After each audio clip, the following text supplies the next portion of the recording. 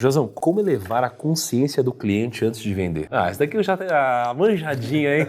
Flávio, tá muito fácil isso aqui, hein? Mas você sorteou, tá bom, cara. Você sorteou. Tem as daí eu posso já ficar com você. Não, essa é boa. Essa é boa. E tem jeito, e tem técnica, né? Tem uma sequência. A gente sabe que a pessoa, ela passa por algumas etapas, né? Antes de qualquer processo. Provavelmente ela nem sabe que ela tem um problema, então ela é considerada inconsciente, incompetente, ela não sabe que ela não sabe, então ela não sofre.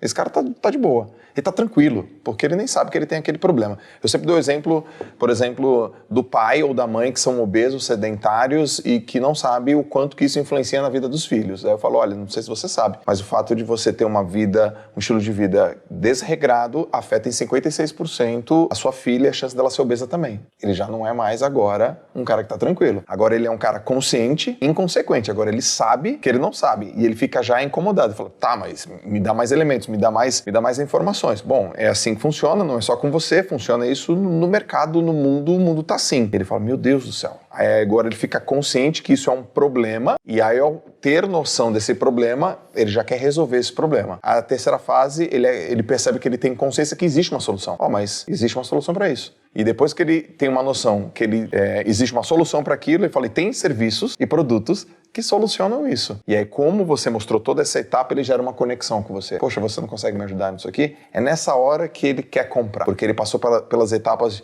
ele não sabia que não sabia, até o momento que ele sabe que ele não sabe fazer e sabe que você pode solucionar isso para ele e agora ele quer. Muito legal de maneira prática trazer para a turma que fica claro que as pessoas só compram algo por duas coisas, ou por um medo ou por uma ambição. Só. Então, quando você aprende, as pessoas só tomam uma decisão de compra baseado no medo que elas têm, irreal, genuíno e justo, a resolução desse medo. Por exemplo, as pessoas só pagam a mensalidade numa academia ou por um medo ou por uma ambição. Ou, tô com medo de morrer cedo, preciso treinar meu físico. Ou, quero ficar mais atraente. É sempre baseado no medo ou uma ambição, um telefone celular.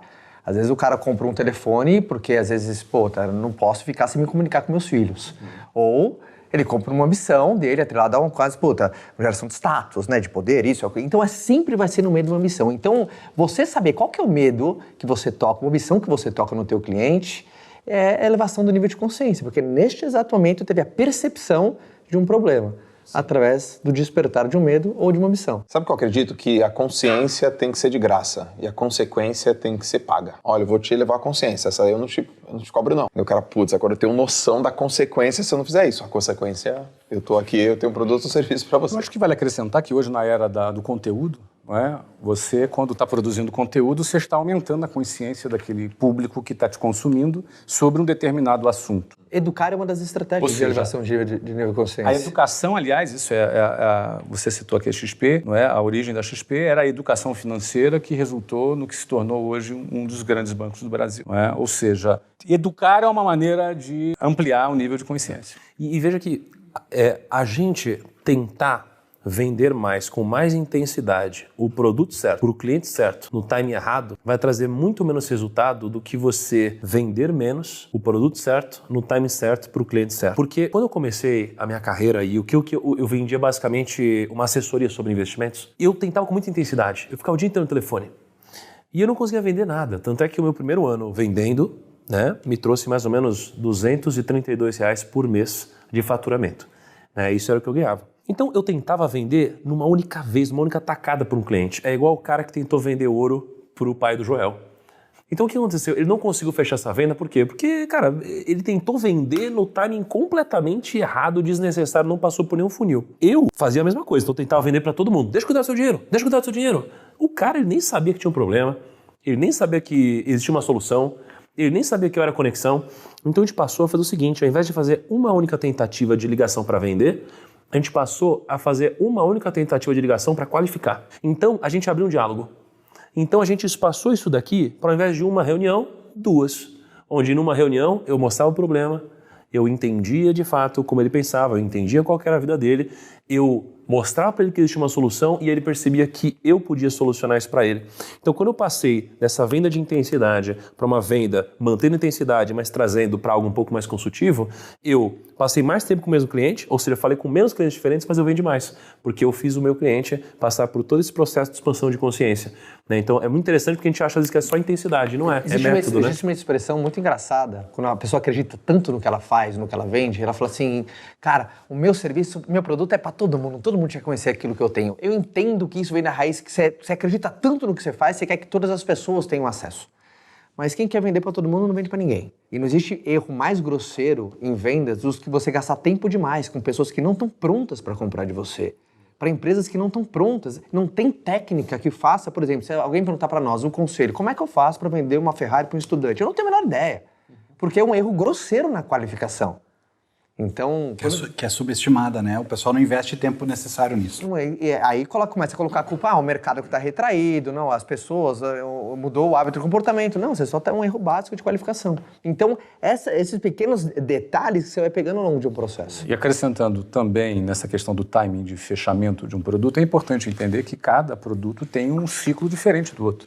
Não é? Você vai, por exemplo, um produto em investimento, eu presumo que é um produto muito sofisticado do ponto de vista técnico. O cliente não vai compreender 100% da solução que você vai entregar para ele, porque ele precisaria fazer um curso de finanças de alguns meses para poder compreender a complexidade que tem esse produto. Porém, ele precisa compreender algumas coisas. Primeiro, uma lógica inicial acessível a um leigo, tipo o processo em que meio você vai fazer o investimento. Ele tem que ter uma compreensão básica, mas ele precisa ter confiança, porque ele vai botar o dinheiro dele na sua mão. E a confiança você talvez não conquiste em 20 minutos de conversa. Tem um relacionamento que precisa acontecer. Ou seja, é um produto que, para você transacionar esse produto, uma curva de confiança ela precisa acontecer. Então, quanto mais, por exemplo, você querer fazer uma ligação para fechar na hora um cliente de investimento financeiro, muito provavelmente você vai perder a confiança dele. Porque, esse cara tá afoito demais, querendo... como assim? Eu não confio nesse cara ainda, por exemplo. Aconteceu isso essa semana comigo. Ah, é? Com qual produto? Exatamente. Então me conta. Exatamente isso. Eu quis comprar um quadro, para minha casa. Eu vi um quadro na casa de um amigo pelo Instagram. Eu falei, legal, manda mensagem, me manda o contato desse rapaz que eu quero falar com ele. E aí eu fui falar com ele, gostei do quadro. E ele foi tão afoito que eu... Assustou. Eu não quis. Ele falou, e aí, João, vai ser assim, porque tal, esse é o preço, tal, esse é o tamanho, olha o que eu vi. E aí, fala comigo. Eu falei, cara, calma. E aí eu não gostei. Olha que legal que o João falou. Aconteceu comigo, é importante com um quadro. Que todo mundo saiba isso. É legal deixar escancarado. Em vendas, todos os sentidos são percebidos. Não tem o ser humano num processo de vendas, ele vira um tubarão na percepção do sangue do outro lado. Assim. Exato. Então, não tem como você deixar de perceber a confiança de quem está alta, a ansiedade, a euforia de quem está segundo. Às vezes até, assim, eu não sei quem é um rapaz agregando, ele pode estar até precisando de grana. Exatamente. Ele pode estar num momento difícil na vida dele, mas deixou transparecer. Foi isso que eu pensei. E fala sobre isso, que isso é muito importante. Exatamente. E esse ponto, a parte técnica disso, é toda vez que você coloca um comportamento errado dentro de um processo de vendas, ele desperta vieses no comprador. Por exemplo, essa afobação, essa, entre aspas, insegurança, esse desespero, aciona na cabeça do comprador o que tem de errado com esse cara? Desconfiança. Proteção. Mas será que eu sou o único cara interessado por esse quadro? Porque se ele está desesperado assim, então o volume dele está baixo. Está baixo por quê? Será que é bom? Mas será que ele entrega? Será que realmente é legal ao vivo o quadro dele? Olha que loucura onde foi a cabeça do comprador. Fez opa! Isso é tão forte que o rapaz conseguiu desvender algo que ele já estava decidido a comprar. Já tinha comprado. Você foi atrás, ele desvendeu. Já tinha feito furo na parede, né? O approach dele. Ele desvendeu, mas isso é legal você que está ouvindo entender que vendas é técnica. Não só a técnica de como perguntar, não só a técnica do script, mas também de como gerenciar os seus sentimentos, porque ele falou uma frase que eu gosto muito, em vendas, todos os sentidos são percebidos, e ele percebeu algo estranho e foi embora. Olha, a gente tá ouvindo agora que o Caio falou de tentar vender para o estudante uma Ferrari, né? E, cara, isso é muito interessante, né? Porque, às vezes, não importa quão bom você seja, se você tentar vender isso para o cliente errado, não vai dar certo. Esse dia você me pergunta, Caio, como é que eu faço para vender para quem não tem dinheiro para comprar? Eu falei, para de ser burro, vai vender para quem tem. Não é? Você não precisa, você tá errando, cara, você tá errando. E aí é onde entra o que, para mim, começou a ficar tão aparente, tão importante nos últimos 2 anos, que é, de fato, pensar não não pensar na venda apenas sob a ótica do pitch venda, mas sim no modelo de vendas, né? Então, se você pega, né, assim, você cria quase que 4 quadrantes, assim, né? Onde você tem num eixo a probabilidade de fechamento de uma venda e no outro eixo você tem o poder aquisitivo, né, do seu cliente, e você encontra o maior poder aquisitivo para a maior probabilidade de venda, você encontra o seu pique, né, que seria o seu perfil ideal de cliente. E aí, quando você começa a pensar em processo de venda, e você tem internet ao seu favor e dados, e você começa a jogar no mar aberto o seu produto, o seu serviço, e você tem várias hipóteses que você vai testando, através dos dados você começa a perceber aquele que compra com menos estágios, aquele que tem uma maior taxa de conversão.